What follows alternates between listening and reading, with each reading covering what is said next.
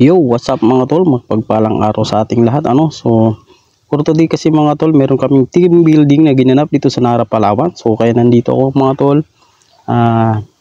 Meet and greet na rin sa mga managers from Palawan sa aming company. So ito nga bababa ko mga tol dahil bibili nga kami ng kape at magkakape kami dahil umaga na. So, magkape muna kami habang wala pa yung iba dahil mamaya nandyan na yun at marami na kami dito. So, katatapos ko lang rin maligo mga tol para presko, no? So ganun din yung kasama ko, nauna na kami naligo mga tol dahil dalawa lang yung tuwalya, nauna na kami naligo dalawa, so wala nang magagamit yung susunod.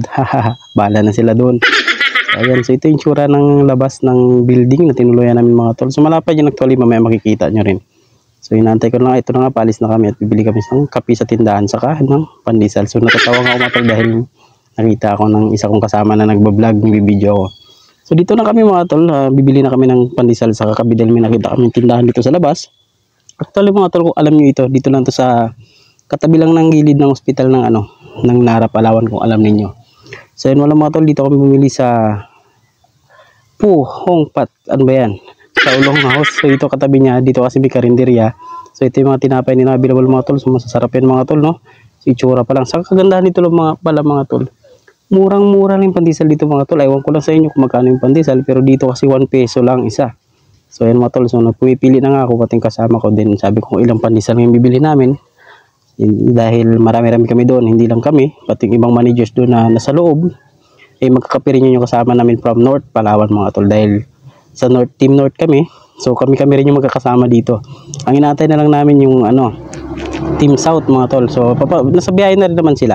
Inaantay na lang namin. So dito na nga, dala-dala namin yung pandesal din. Sabi ko nga sa kasama ko, talungin mo nga sir kung baka pwede makairam tayo ng tasa na pangkapian. So agad-agad nang lumapit si ate at kinuha yung tasa at yung mainit na tubig, no, thermos. So din yun, pupunta na kami dito sa may gilid kasi dito mga tol, ang ganda ng itsura, ang ganda ng place na ito mga tol dahil katabi lang ito mismo talaga ng dagat. So ayan, pupunta kami dito pala mga tol sa kanilang multipurpose hall. So kung saan dito kami mamaya magpupwesto ng pagkumpleto na kami, dito kami magmi-meeting, no. So yung itsura niya mga tol, actually malaki ito mga tol, maganda ito for sa mga celebrant dyan, gusto mag-celebrate ng occasions. So magandang venue ito mga tol. So dito lang pala ito sa Parco Beach Resort sa Nara, Palawan. So ito mga tol, yung kanilang pool. So yan, nakita ko kasi manong na naglilinis. Nililinis yung mga tol, niya, pinabacuum niya yung mga dumi dun sa ilalim din. Ito yung dagat mga tol. So medyo malalim siya ngayon. So yan ang itsura mga tol. So actually itong dagat na ito mga tol, yung beach resort na ito is talagang sakop na ng building pati yung gilid ng dagat, So ewan ko lang mga tol kung ito is sabagay may permit naman ito at pinapayagan naman din siguro ng munisipyo ng Nara, So yung itsura mga tol, may islang nga dyan sa unahan. Din dito naman sa kabila mga tol, dahil dito medyo may buhangin pa tayong makikita. Dito kasi sa gilid is free, hindi siya nakabakod. So kahit sino pwedeng pumunta dito mga tol. So hindi naman dito lahat private. So ito yung kabilang beach mga tol. Actually magkatabi lang yan pero magkaiba ng beach resort yan. Sunrise ata ito kung di ako magkakamali. Ayan. Actually first time ko dito mga tol dahil actually taga Nara rin talaga ako mga tol. Ang problema lang hindi naman ako galaan tulad ng iba, So ayan, so nagkakape na kami mga tol, inantay lang namin yung kasama namin. Hindi yan pandesal na binili namin kanina. Actually piso lang yan isa mga tol. So bibili kami ng 50 pieces, so bahala na. Maganda porga-porga na kami dito kakain ng pandesal. So ito at mga tol, kung mapapansin niyo yung gilid mismo, yun yung tubig, no. So halos wala ng buhangin. Pero pagdating ng hapon mga tol, puro buhangin naman yan siya, malapad naman yan. Actually lang mataas lang talaga yung tubig ngayon, kaya natatakpan niya yung buhangin. So medyo makalat lang ng konti dahil siguro na lang ng dagat, na lang yung mga dumi dyan. So ayan. Pero actually maganda talaga dito mga tol, no. Ganda ng beach resort na to. So ayan mga tol, tapos na kami magkape at dumating na rin isang manager from Hispaniola. So ayan na. So isa sa mga kilalang manager. So Hispaniola si Sir Belga. So shoutout sir.